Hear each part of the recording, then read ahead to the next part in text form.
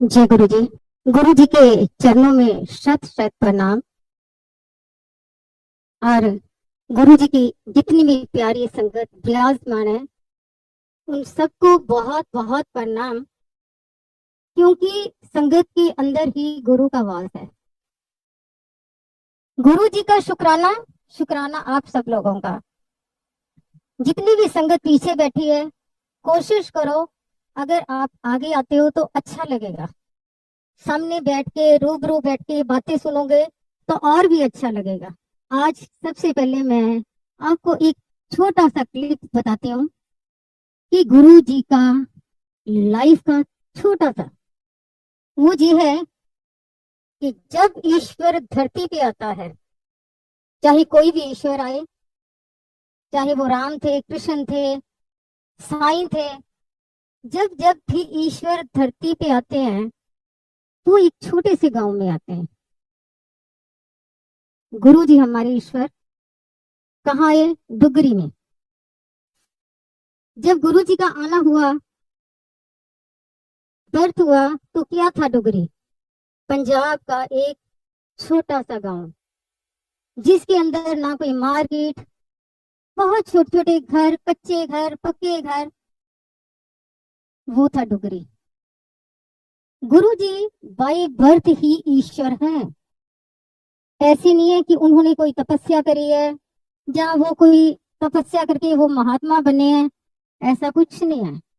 जो गुरु जी हमारे, वो बाय बर्थ ही ईश्वर हैं। जैसे ही उन्होंने जन्म लिया, ज्यों ज्यों वो बड़े हुए, तभी से उन्होंने मायरेकल्स करने शुरू करे। मायरेकल्स भी ऐसे थे बचपन के उनके, कि उनके स्कूल के हेडमास्टर, जिनको हम प्रिंसिपल कहते हैं, वो भी हैरान हो गए थे। वो हैरान हुए कि ये छोटा सा बच्चा ये इतने चमत्कार कैसे करता है। बच्चा क्लास में, स्कूल में, सब जगह फेमस हो गया। इवन जो उस हेडमास्टर की वाइफ थी, उनके कोई बच्चा नहीं था, औलाद नहीं थी, उन्होंने भी यही कहा अपने हस्बैंड से कि इससे मांगो बच्चा, औलाद मांगो। गुरु जी से फरियाद हुई, उनके घर में बेटा आया। तो ये गुरु जी की शुरुआत थी स्कूलिंग लाइफ की।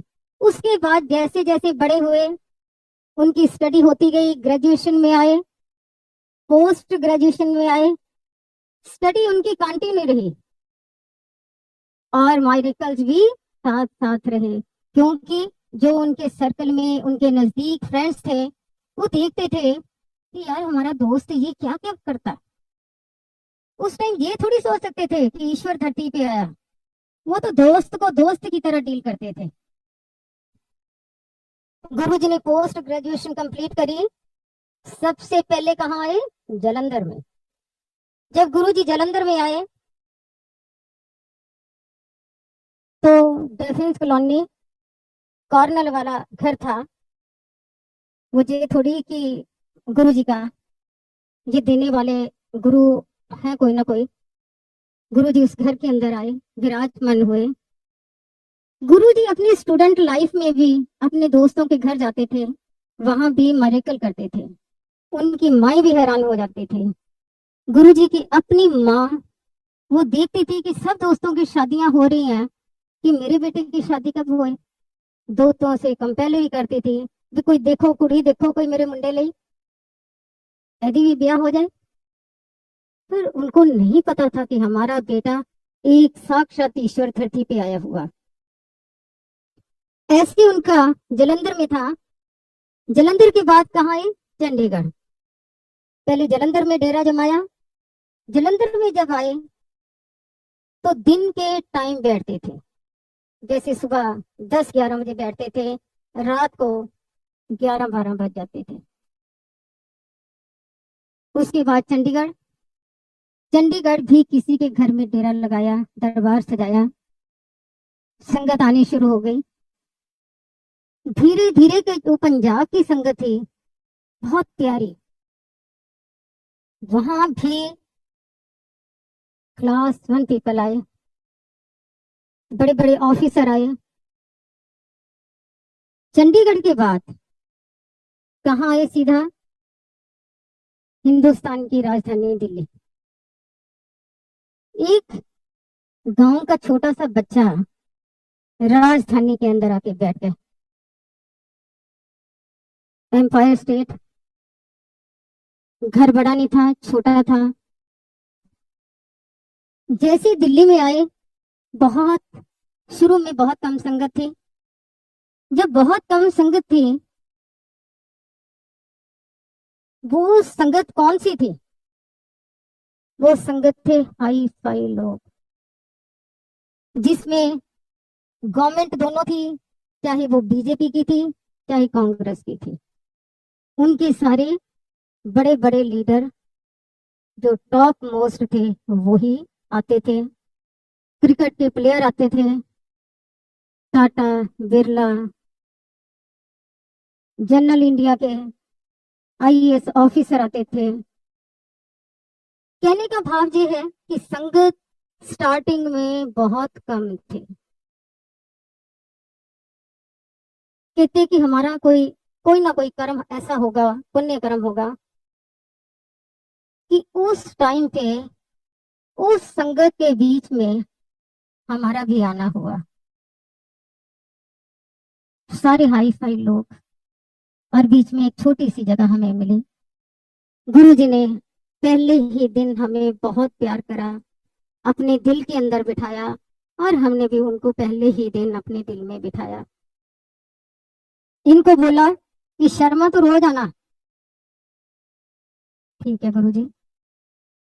डेली हमारा आना जाना शुरू हो गया। संगत धीरे धीरे स्टेप बाय स्टेप बढ़नी शुरू हुई, क्योंकि पंजाब में संगत थी उनकी। दिल्ली भी उन्होंने अपना दरबार लगाया और संगत बढ़नी शुरू हुई। जैसे जैसे संगत बढ़ी, पर जब हम आए उस टाइम हमने देखा कि एक छोटी सी फोटो गुरु जी की जो पॉकेट पे लगाते हैं, दो चार लोगों की देखी मैंने पॉकेट पे फोटो लगी हुई। तो हम भी नए नए आए थे, पता नहीं था गुरु जी से बात कैसे करनी है। मैंने भी बड़े सहज भाव से जाके गुरु जी के पास, मैं कि गुरु जी अपनी एक फोटो तो दे दो। ऐसे यूं हाथ करा। गुरु जी कहते हैं कमली जाई, तेनू की फोटो की लोड़ है? हम्म, तार नाल तार जोड़ी दी है। ठेठ पंजाबी बोलते थे। तो मैंने सोचा ऐसी कौन सी तारें हैं, उस टाइम उम्र का भी तकाजा था। सोचा कोई बिजली की तारें जोड़नी है। पर जब तारें जुड़ती हैं उस टाइम कोई नजर नहीं आता, सिर्फ गुरु गुरु ही नजर आते हैं। कहते ईश्वर है, कभी भी हम किसी से मांगते हैं, वो कहते बिन मांगे मोती मिले, मांगे मिले ना भीख। जब ईश्वर देने पे आता ना, रहमत करने पे आता, तो हमारी जो झोलियां हैं वो छोटी पड़ जाती हैं। कई बार आपने देखा हो, हम ऐसे एक बात को लेके जिद पकड़ लेते हैं, हमें ये चाहिए, हमारी ये इच्छा पूरी करो, हमारी ये इच्छा पूरी करो। कभी नहीं। जब तुम किसी चीज के पीछे भागते हो तो वो चीज और आगे भागती है। जब आराम से शांति से बैठ जाते हैं, भूल जाते हैं कि मैंने क्या मांगा, तो धड़ाधड़ झोली ईश्वर भर देता है। तो इसी तरह एक फोटो मांगी, नहीं दी। एक दिन अचानक ही हम बैठे थे रात के टाइम, मैं गुरु जी के इधर लेफ्ट साइड में बैठी थी। अचानक ही गुरु जी ने इशारा करा सेवादार को। उनके हाथ भी बड़े हैं, सिंगला अंकल। तो वो देखा, दोनों हाथों में वो फोटो लेके आए। फोटो गुरु जी को दी। गुरु जी ने जितनी फोटो थी अपने जहां रख ले, और एक एक फोटो को बड़े प्यार से ब्लेस कर रहे थे। मैंने देखा, मैंने कहा, इनके मन में सोचा, मैं कि इनके पास इतनी फोटो है, इन्होंने इतनी क्या करनी है? अगर जी एक एक भी बांटते हैं आज तो भी बहुत ज्यादा है, एक फोटो तो मेरे हिस्से आ जाएगी। जी मन में सोचा। जब उन्होंने सारी फोटो ब्लेस कर दी और बड़ी टेढ़ी निगाह से मेरे को देखते कहते, शर्मा आंटी, कर चोली, कर पल्ला। जो मैंने चोली ऐसे हबड़ा दबड़ी में करी और जितनी थी फोटो उन्होंने सारी मेरी चोली में बरसा दी। और हमें उन फोटो की भी वैल्यू नहीं थी। मैं तो एक फोटो मांगी थी पर चोली भर दी। हमें क्या पता था कि ईश्वर है। हम ये जानते थे कि इनके अंदर बहुत बड़ी शक्ति है और ये जानते थे कि क्या पता इनको कोई सिद्धि हो। ईश्वर का तो ख्वाबों ख्वाब में सोच भी नहीं सकते कि ईश्वर हमारे पास बैठा हुआ। घर में गए वो फोटो, बड़ी खुशी की बहुत फोटो मिली है और थोड़े दिनों में फोटो एक एक करके सब जगह बट गई। ऐसे हम गुरु जी का आपको बताने जा रही हूँ कि जो पल हमने उनके साथ बिताए हैं, एक एक पल को उनके साथ जिया है, उन पलों को मैं आज बताती हूँ कि हमने गुरु जी के साथ वो पल कैसे बिताए, उस ईश्वर के साथ हमने अंग संग कैसे रहे। ऐसी हमारी यात्रा शुरू हुई गुरु जी के साथ। जब हम दिल्ली आना जाना शुरू करा, संगत एक दो दिल्ली बढ़ने लगी और वो भी संगत हाई फाई थी, एक से बढ़कर एक। हम क्या करते थे, शब्द चल रहे होते थे गुरु जी के। अब शब्द चल रहे होते थे, बड़े गूढ़ शब्द थे जो आज भी चले हैं, पर उस टाइम हमें ये शब्द समझ नहीं आते थे। आज भी थोड़ी लाइनें समझ आती है, आती आज भी नहीं है पूरी, क्योंकि कई अंदर गूढ़ है। ठेठ पंजाबी बातें हैं, तो गुरु जी भी ठेठ पंजाबी थे। हमने शब्दों की तरफ कभी ध्यान नहीं दिया। हमारा ध्यान किसकी तरफ होता था? गुरु जी की तरफ। गुरु जी को हमने निहारना, देखना। और आज गुरु जी कैसे लग रहे हैं, आज थोड़ा उनका मूड कैसा है, गुस्से वाला है कि थोड़ा लाइट मूड है, गुरु जी चाय पी रहे हैं कि जूस पी रहे हैं। मतलब गुरु जी को निहारते थे ऐसे। और ये भी देखते थे कि गुरु जी, लोग जो आ रहे हैं अपनी बीमारियां बता रहे हैं स्टेप बाय स्टेप, क्योंकि उस टाइम 99% जो लोग थे वो दुखी थे। हर बंदे की अपनी अपनी प्रॉब्लम। आज भी 99% लोग जिनकी कोई ना कोई प्रॉब्लम है। ईश्वर के पास ऐसे नहीं आया जाता है। जब कोई चारा नहीं मिलता तो हम ईश्वर की शरण में जाते हैं। शरण में तभी जाया जाता है जब हमारे लेख ठीक हो, नहीं तो इंसान ऐसे भटकता ही रह जाता है। तो देखते थे उस वक्त जो संगत आई, बड़े गौर से सुनते थे। जैसे कोई लड़की आई, उसका पूरा जेड ब्लैक कलर फेस का, तो हम बड़े ध्यान से कि वाइट, बाकी तो उसका वाइट कलर है, तो जी बिल्कुल ब्लैक कलर कैसे?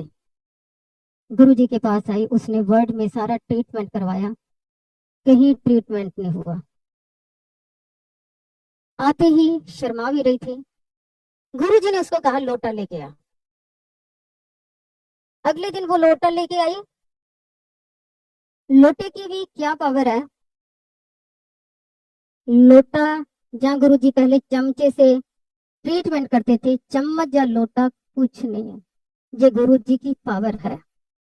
लोटे को टच करा, हल्का सा ऐसे देखते थे लोटे को, ले जा पानी पीना और उसी पानी से तूने फेस धोना, मुंह धोना, ठीक है। जैसे वो लेके गई, हमने अपनी आंखों से देखा कि कैसे उसके जो कालिज की परतें थी उतरनी शुरू करी। फिर उसका रेड हुआ, जिसको कहते हैं ना रेड चेहरा हो गया, ब्लैक से रेड, रेड से धीरे धीरे धीरे धीरे उसका चेहरा नॉर्मल हो गया। वो जब घर जाती थी तो शीशे को देख के डरती थी, तो गुरुजी ने उसको कहा एक दिन, कहते शीशे को देख के तू डरती है, डरिया ना कर। तो ये बातें हम सुनते थे। कोई आया, गुरुजी माथा बाद में टेकते थे, आते उनको ये था कि हम गुरुजी को अपनी समस्या बता दें। गुरुजी मेरे को तो हाई लेवल की डायबिटीज है। अच्छा, गुरुजी ने उठाना प्रसाद उसके हाथ में, गुरुजी डायबिटीज है, खा के आ, कल चेक करवाई, डायबिटीज खत्म। तो इस तरह लोग जुड़ते गए। जब लोगों ने देखा कि ये तो कृष्णा हो रहा, कि 1 सेकंड में प्रसाद खाने से बीमारी दूर हो गई, और वो लोटे का पानी पीने से बीमारी दूर हो गई, तो कोई कहता कि जी मेरे बेटे की शादी नहीं हो सकती, ना इसके औलाद, बेटे की शादी तो दूर, औलाद कुछ भी नहीं हो सकता। डॉक्टर्स ने मना करा। एम्स हॉस्पिटल में चेकअप करवाया था बेटे को, गुरुजी ने विद इन मंथ उस बच्चे की शादी करवाई, और उसके बाद उसके बेटा भी हुआ। जी वो ईश्वर है। कोई मिनिस्टर आए, लेडी, पीछे एक और उनके असिस्टेंट मिनिस्टर, 2 तकिए पकड़े हुए, वो ऐसे लड़खड़ाती धक्के मारती हुई आ रही है। गुरुजी ने देखा वो पीछे जो है तकिए पकड़ के आ रहा। गुरुजी कहते पहले नु सुट के आ बाहर, सुट गया बाहर, वो चला गया। उसको गुरुजी ने कहा उसको क्या था, ना वो उठ सकती थी, ना बैठ सकती थी, ना लेट सकती थी, और उसकी आंखों में आंसू थे। गुरुजी ने 1 सेकंड में उसको बैठाया, बैठ जा। उसको नहीं पता, वो बैठ गई। गुरुजी कहते उठ के पानी का गिलास लेके आ रसोई चो, पानी का गिलास लेके चल बैठ जा हूं, उसकी बीमारी खत्म। हम ये चीजें देखते थे। रात को एक दिन हम खड़े हुए थे गुरुजी के साथ, पंजाब से एक कोई संगत आई हुई थी। तो उसने कहा गुरुजी मेरे कंधे पे, जिसको पंजाबी में कहते फोड़ा, यू अंडरस्टैंड, एप्सिस, और वो था उसका, उसमें रिश्ता था, रिश्ता था। कहता मैंने सब जगह गुरुजी इलाज करवा लिया, मेरे को बहुत पेन होती है, मैंने बहुत एंटीबायोटिक भी खा ली, ये भी खा लिया, वो भी खा लिया, पर ये मेरा ठीक नहीं हुआ। गुरुजी ने ऐसे ही हाथ उसके जुम कंधे पे मारा, उसका फोड़ा ही गायब।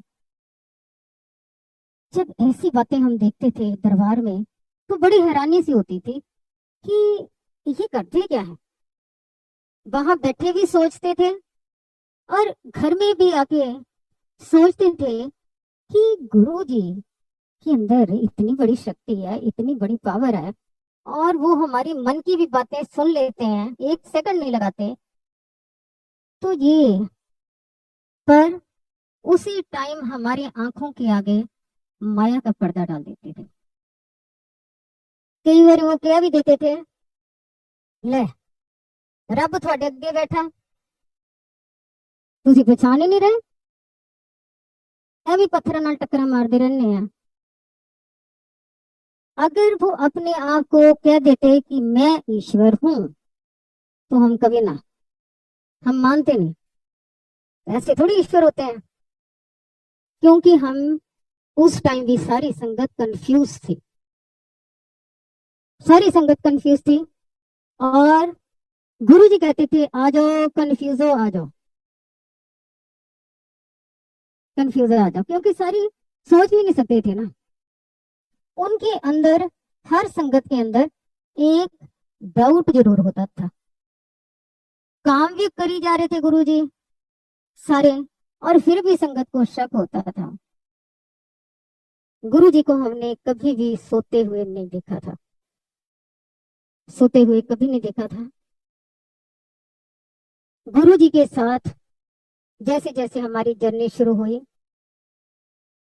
तो हमारा अपना फैमिली का पर्सनल एक्सपीरियंस कब हुआ कि हमारे बच्चे नैनीताल पढ़ रहे थे, 2 बेटा और बेटी।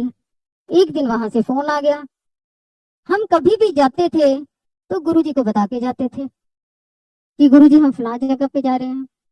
मैंने नैनीताल जाना था तो मैं गुरुजी को, और जब भी बताते थे गुरुजी के पास जाके कान में बताते थे बात, क्योंकि वहां म्यूजिक सिस्टम चल रहा होता था, सामने नहीं आवाज सुनाई देती थी। गुरुजी मैं नैनीताल जा रही हूँ, ये नहीं बताया कि बेटा बीमार है या उसको लेने के लिए जा रही हूँ। पहुंची नैनीताल से बेटे को लेके आई, डॉक्टर को दिखाया, डॉक्टर ने टेस्ट करा, रिपोर्ट्स कोई भी ठीक नहीं आई, उसके पूरे गले के अंदर पस थी। तो डॉक्टर ने कहा कि पस कोई भी रूप ले सकती है, कोई भी रूप ले सकती, आप थोड़ा सीरियस हो जाओ। बेटे को लेके मैं गुरुजी के पास आई। जब गुरुजी के पास आई, जैसे मैं अंदर एंटर हुई तो गुरुजी किचन के साथ चेस्टर पे चौकड़ी मार के बैठे हुए थे। गुरुजी ने देखा आ गई है शर्मा आंटी। हाँ जी गुरुजी। ले मुंडा तेरा ठीक कर देता अपने। तो मैंने कहा ठीक है जी, थैंक यू। ये थोड़ी पता कि मेरे को प्रॉपर ठीक हो गया, मुंडा तेरा ठीक कर देता। मैंने कहा जी थैंक यू, हम थैंक यू कहते थे। उसके बाद संगत आई थोड़ी सी, गुरुजी अपने रूम में सामने खोल के बैठे चौकड़ी मार के, संगत ऐसे रूम के बाहर बैठी थी। गुरुजी के लिए चाय आई, एक चिप्स थे, अंकल चिप्स जिसको कहते हैं, प्लेट में। गुरुजी ने दो चार घूंट चाय पी। वहां हमारे एक पटियाला की संगत थी, पटना मटकन आंटी, उसको कहते ले शर्मा आंटी के मुंडे को देखे आ। गुरुजी की जूठी चाय और चिप्स बेटे ने लिए। रात को जब जाने का टाइम आया, गुरुजी कहते कल मुंडे दे टेस्ट करवा लें। मैंने कहा ठीक। लाल लेबोरेटरी से टेस्ट अगले दिन करवाए, उसी डॉक्टर को दिखाया, वो भी हैरान हो गया कि ये टेस्ट कैसे, सारी रिपोर्ट्स ठीक है। गुरुजी के पास आई शाम को, क्योंकि रोज आना जाना था। कहते देखिया फिर आपा मुंडा कितना ठीक किया तेरा। वो हमारा पहला एक्सपीरियंस था कि कितनी बड़ी बीमारी, डॉक्टर हिल गया और गुरुजी ने एक सेकंड नहीं लगाई ठीक करने में। ऐसे वो बच्चा ऐसा है, उसका नाम भी गुरुजी ने चेंज करा। उसका नाम अभिमन्यु था, गुरुजी ने ही उसको नाम दिया हिमांशु। पहले वो सुकड़ू था, पतलू था, जैसे नाम दिया गुरुजी ने, वो हेल्थ उसकी अच्छी हो गई, उसकी अंदर की जो बॉडी थी पूरी एक्टिव हो गई। वही बच्चा गुरुजी का बहुत बड़ा भक्त बना। अभी तो फोर्थ क्लास में था, फिफ्थ क्लास में था, गुरुजी को रोज लेटर लिखता था, हमें कम लिखता था, गुरुजी को ज्यादा लिखता था। गुरुजी ने उसको बहुत ब्लेस करा। शाम को 5 बजे डेली उसके पास गुरुजी की खुशबू पहुंच जाती थी। और क्लास में उसने डेस्क पे गुरुजी की फोटो लगा रखी थी। जैसे क्लास शुरू होनी, माथा टेकना, उसको माथा टेकते देखे जो आसपास के स्टूडेंट्स थे, उन्होंने भी टेकना शुरू कर दिया माथा। यार शर्मा के गुरुजी हैं, ओ यार बहुत पावर है, बता रहा शर्मा बहुत पावर है। माथा टेकना शुरू कर दिया। बात टीचर तक आ गई। A section, B section, C section, Sherwood college है नैनीताल का। बात फैल गई शर्मा के गुरुजी है, बात प्रिंसिपल तक चल गई कि भाई गुरुजी हैं दिल्ली में, कोई शर्मा के गुरुजी हैं। तो एक बार उसका बर्थडे था, गुरुजी को यही बताया कि मैं गुरुजी नैनीताल जा रही हूँ, पर बेटे का बर्थडे था। कैसे सुबह के टाइम 5 बजे गुरुजी ने कितनी जोर आवाज देके मेरे को उठाया, शर्मा आंटी बधाइयां, मुंडे का जन्मदिन है। तो मैंने आस पास उठ के देखा तो ये तो गुरुजी की आवाज है। हमने आलू पूरी और वो सब्जी बनाई, हलवा, कि चलो हमारा वहाँ रिजॉर्ट है रामगढ़ में, कि लेबर को बांट देते हैं, 20-25 लेबर हो गई। टॉफियां भी ले लिया, 3 डब्बे लड्डुओं के भी ले लिए, चलो बढ़ जाएगा, बर्थडे सेलिब्रेट हो जाएगा। उस टाइम जैसे मैं कहती है ना कि तार से तार जब जुड़ती, उस टाइम हमें कोई नजर नहीं आता। हमारा भी वही हाल था। एक उन दिनों हमारे ऊपर भी इनकी दीवानगी थी। पूरी, जिसको कहते हैं ना, कोई नजर नहीं आता था। तो वहां एक सीढ़ियां है, वहां मैं बैठी और लाइन लगी। मैंने कहा 20 के लोग होंगे, टोकरी में वो पूरी हलवा ये वो मैं बांट रही हूँ और मेरा ध्यान गुरुजी में था। देखते देखते लंबी लाइनें लग गई और बांट रही हूँ, दे रही हूँ, बांट रही हूँ, दे रही हूँ। ये नहीं सोचा कि 20 लोगों का खाना लंबी लाइनें लगी, ये कहाँ से आ रहा, ये नहीं बिल्कुल भी। बट गया तो इतना जरूर मैंने पूछा, मैंने कहा ये तो लोग कम थे लेबर के, ये इतने सारे कहाँ से आ गए। वो कहते जी साथ वाले रिजॉर्ट की कंस्ट्रक्शन हो रही है, वहां लेबर को पता चल गया कि जहां प्रसाद बट रहा, तो सारे सुन के आ गए। प्रसाद बट गया। उसने कहा किचन के कुक ने कि मैडम 2 डब्बे लड्डुओं के बच गए हैं। एक डब्बे में कितने लड्डू होते हैं, हार्डली 16 लड्डू होंगे या 15-16 लड्डू। ये 2 डब्बे बच गए। मैं सोचू दिमाग से कि भी लड्डुओं के 2 डब्बे, चलो मैंने कहा शाम को लेबर चाय पीगी तो सारे लड्डू खत्म कर दो। जब सवेरे बच्चे को स्कूल छोड़ने जाना था, वो कहता जी एक लड्डुओं का डब्बा पड़ा। फिर दिमाग में सोचा कि लड्डुओं के खत्म ही नहीं हो रहे। फिर बेटे को कहा स्कूल में बांट देना, क्लास में बांट देना। और हम जब भी वहां से आते थे तो हम घर नहीं जाते थे, हम सीधा गुरु जी के दरबार में जाते थे। दिल्ली में गर्मी होती थी, वहां ठंड होती थी। गर्म कपड़ों में ही दिल्ली के गुरु जी के दरबार में आना। आ गई है, गुरु जी ने कहना आ गई, हाँ जी गुरु जी। चलो चंदन, शर्मा आंटी नो दियो लंगर। लंगर खाना, लंगर खा के जब छुट्टे होने वापस घर जाना। गुरु जी जब मैं आई वहां बर्थडे सेलिब्रेट करके, आते ही गुरु जी को माथा टेका। कहते देखिया फिर शर्मा आंटी आपा ने मुंडे दा जन्मदिन किवें मनाया। जो प्रसाद बढ़ रहा था वो गुरु जी बढ़ा रहे थे। बर्थडे सेलिब्रेट गुरु जी ने ही करा। तो दिमाग बड़ा कि ऐसी, कई बार हम घर में ऐसी बातें कर लेते हैं या गाड़ी में आते कोई बातें सोच लेते हैं, तो जाते ही गुरु जी एक एक बात इनडायरेक्ट वे से सुना देते थे। तो हम सोचते थे कि इनको कैसे पता चल जाता, हमारा घर कितनी दूर है, ये बातें कैसे सुन लेते हैं, इनकी समझ में कैसे बातें आ जाती हैं। गुरु जी उस टाइम सचखंड का प्रसाद भी बहुत निकालते थे। सचखंड का प्रसाद ऐसे निकालते थे जैसे हल्का सा संगत बैठी हुई है, रात को कम संगत, यूं हाथ करा, इतना सा लड्डू आ जाता था। लड्डू बढ़ता बढ़ता बड़ा साइज बन जाता। यहाँ आते हमारे कोई मिनिस्टर लेडी बैठी थी, गुरु जी ने जैसे लड्डू क्रिएट करा सचखंड का, ये उसको दे दिया। कोई और संगत होती तो लड्डू घर ले जाती अपना पूरे का पूरा।